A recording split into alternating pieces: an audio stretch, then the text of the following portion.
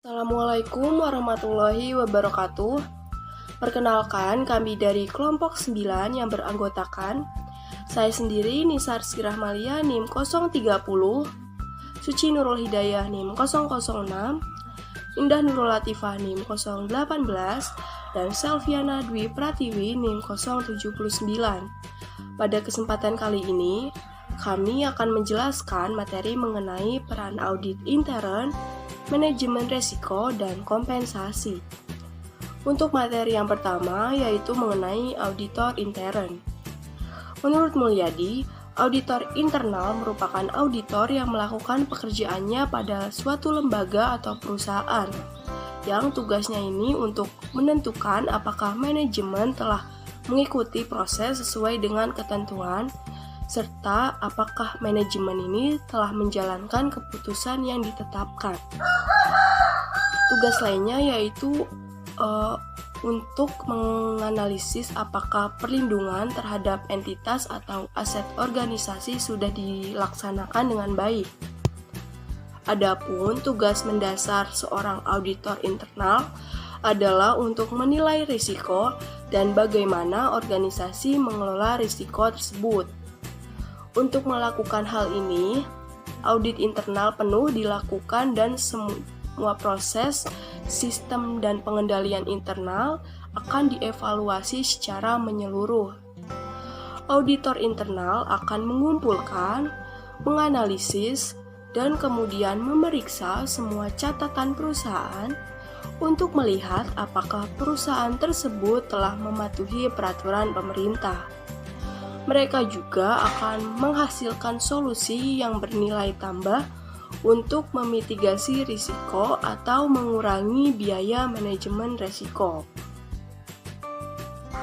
Yang kedua, materinya mengenai peran auditor internal dalam tata kelola perusahaan. Secara khusus, peran auditor internal dalam mewujudkan good corporate governance dalam sebuah perusahaan dapat diuraikan sebagai berikut.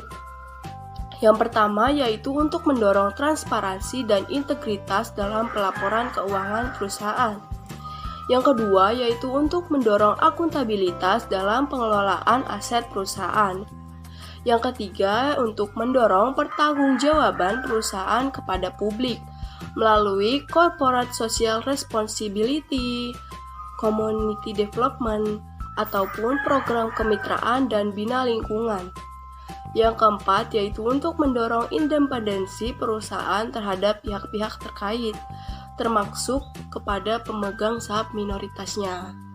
Dan yang terakhir yaitu untuk mendorong kewajaran dalam pengadaan barang dan jasa, termasuk dipastikannya tidak ada pelanggaran terhadap undang-undang anti monopoli dan persaingan usaha yang sehat. Baik, selanjutnya saya Suci Nurul Hidayah NIM 006.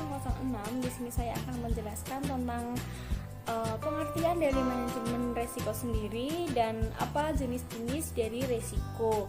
Berbicara tentang resiko, resiko merupakan suatu keadaan yang kemungkinan terjadi dalam suatu usaha. Ketika usaha mempunyai proyek atau keuntungan yang tinggi, maka kemungkinan terjadi resiko juga akan tinggi. Manajemen resiko sendiri merupakan suatu sistem pengelolaan resiko yang dilakukan oleh perusahaan mengenai apa sih yang harus dilakukan untuk mengatasi resiko, bagaimana cara mengontrol resiko agar resiko yang dihadapi itu bisa diminimalisir atau bahkan bisa dicegah sehingga nilai perusahaan itu akan naik.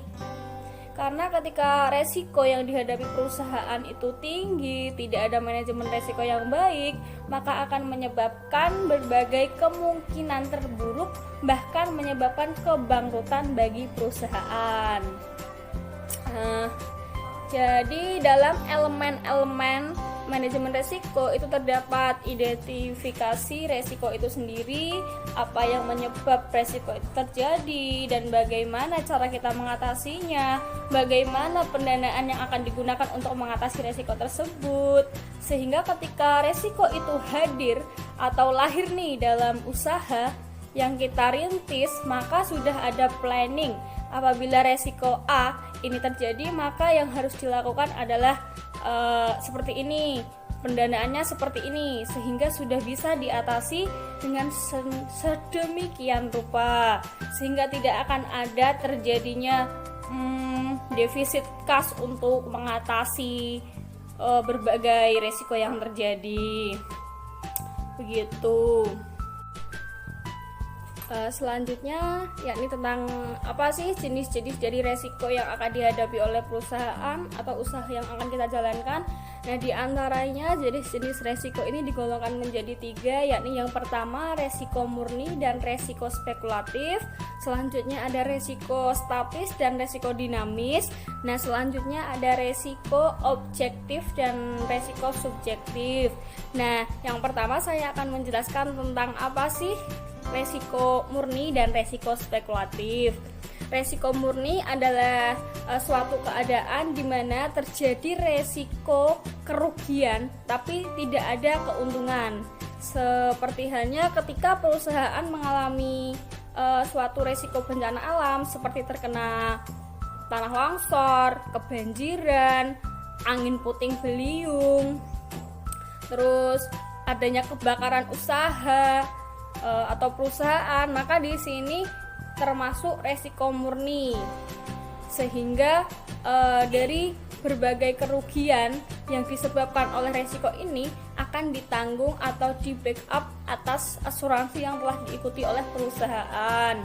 Nah, selanjutnya resiko spekulatif. Resiko spekulatif merupakan suatu keadaan di mana kemungkinan bisa terjadi resiko kerugian atau keuntungan. Sebagai contoh, ketika saya merupakan pengusaha atau melakukan atau jual beli saham nih, kayak ketika sahamnya naik, pas kita beli sahamnya turun, nah pas kita jual harganya naik, maka kita akan mendapatkan keuntungan. Dan begitu sebaliknya, ketika kita belinya pas harganya tinggi terus kita jualnya pas harganya rendah, maka di situ kita akan mendapatkan kerugian. Nah, dari jenis resiko ini tidak di backup oleh asuransi yang dimiliki oleh perusahaan, karena pada dasarnya asuransi ini digunakan untuk mengatasi atau mengalihkan dana dari resiko murni yang dihadapi perusahaan. Selanjutnya untuk jenis resiko statis dan dinamis. Resiko statis itu artinya tetap ya. Jadi resiko ini adalah resiko yang terjadi karena suatu karakteristik resiko yang terjadi secara tetap walaupun dalam kurun waktu yang berturut-turut. Seperti hanya resiko terkena petir atau bencana alam, di sini juga bisa dikatakan dengan resiko statis karena bencananya itu sama, karakteristiknya juga sama. Terus ada resiko dinamis. Dinamis ini yang berubah-ubah, seperti halnya berkaitan dengan masyarakat, pola pandang masyarakat, pengetahuan masyarakat.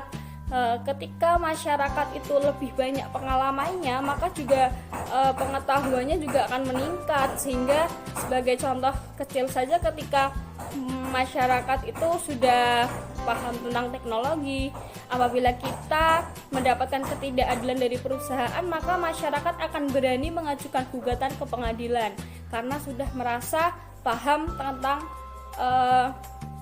di sini kita dirugikan, berbeda dengan yang dulu yang hanya manut-manut saja seperti itu.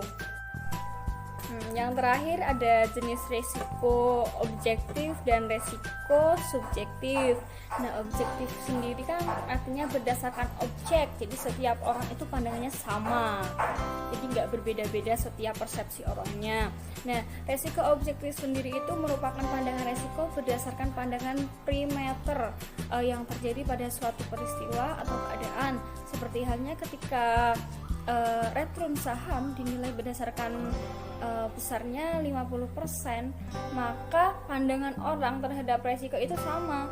Dalam keadaan return saham sebesar 50% itu kalau besar ya pandangannya besar semua, kalau kecil ya kecil semua. Jadi setiap orang punya pandangan yang sama karena didasarkan pada objek tersebut. Berbeda halnya dengan resiko subjektif.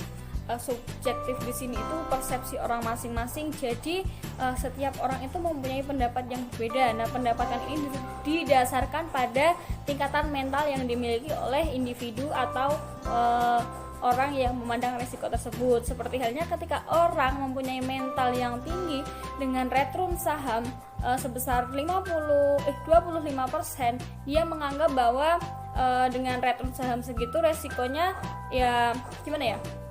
Ya rendah aja, karena kan dia sudah punya mental yang tinggi. Ketika kita main berarti akan ada akan ada keuntungan, juga akan ada kerugian, seperti itu. Berbeda halnya dengan orang yang mempunyai mental yang rendah, dengan return saham segitu pasti dia udah gimana ya, aduh segini nih nanti kalau rugi gimana, besar juga. Nah, berarti dia menganggap bahwa resiko pada tingkat return saham sebesar 25% ini tinggi. Jadi persepsi orang berdasarkan resiko subjektif ini berbeda-beda tergantung kapasitas atau kemampuan serta mental yang dimiliki oleh setiap individu, seperti itu. Jadi tidak sama, berbeda dengan objek. Kalau objek kan berdasarkan objek, jadi pandangan orang tetap sama, gitu ya. Baik, saya Indah Nurul Latifah, NIM 63030190018 akan menjelaskan peranan manajemen risiko dalam tata kelola. Manajemen risiko berperan dalam memberikan jaminan yang wajar terhadap pencapaian sasaran organisasi, memberikan perlindungan kepada para pemangku jabatan terhadap akibat buruk yang mungkin terjadi yang disebabkan oleh risiko. Penerapan manajemen risiko dan prediksi risiko dapat membantu perusahaan menghemat pengeluaran sekaligus melindungi masa depan. Sebab rencana manajemen risiko yang tepat akan membantu perusahaan menetapkan prosedur untuk menghindari ancaman, meminimalkan dampak negatif, serta mengatasi ancaman tersebut. Kemudian kompensasi. Kompensasi menurut KBBI adalah imbalan berupa uang atau bukan uang atau natura yang diberikan kepada karyawan dalam perusahaan atau organisasi. Kompensasi adalah segala sesuatu yang diterima baik berupa fisik maupun non-fisik. Kompensasi juga berarti seluruh imbalan yang diterima oleh seorang pekerja atau karyawan atas jasa atau hasil dari pekerjaannya dalam sebuah perusahaan dalam bentuk uang atau barang, baik secara langsung maupun tidak langsung. Istilah ini amat sangat berhubungan dengan imbalan finansial atau financial reward yang diberikan kepada seseorang atas dasar hubungan pekerjaan. Jenis kompensasi. Terdapat 3 jenis kompensasi, yaitu yang pertama, kompensasi langsung. Kompensasi langsung adalah segala bentuk imbalan dalam wujud uang seperti gaji, aneka tunjangan, komisi, bonus, THR, pembayaran prestasi, opsi saham, dan pembagian laba perusahaan. Selain itu, segala jenis pendapatan yang menambah penghasilan bruto tahunan karyawan dikenal pajak penghasilan pasal 21 atau PPh pasal 21. Yang kedua yaitu kompensasi tidak langsung. Jenis kompensasi tidak langsung bisa juga berwujud uang yang diberikan kepada karyawan tetapi tidak secara langsung diberikan, melainkan melalui pihak ketiga. Misalnya adalah ketika perusahaan mendaftarkan dan mengikut sertakan karyawannya di dalam program perlindungan sosial dan kesehatan. Yang ketiga adalah kompensasi non-finansial. Kompensasi non-finansial tidak terkait dengan uang, melainkan dalam bentuk yang bernilai positif dan berharga untuk karyawan.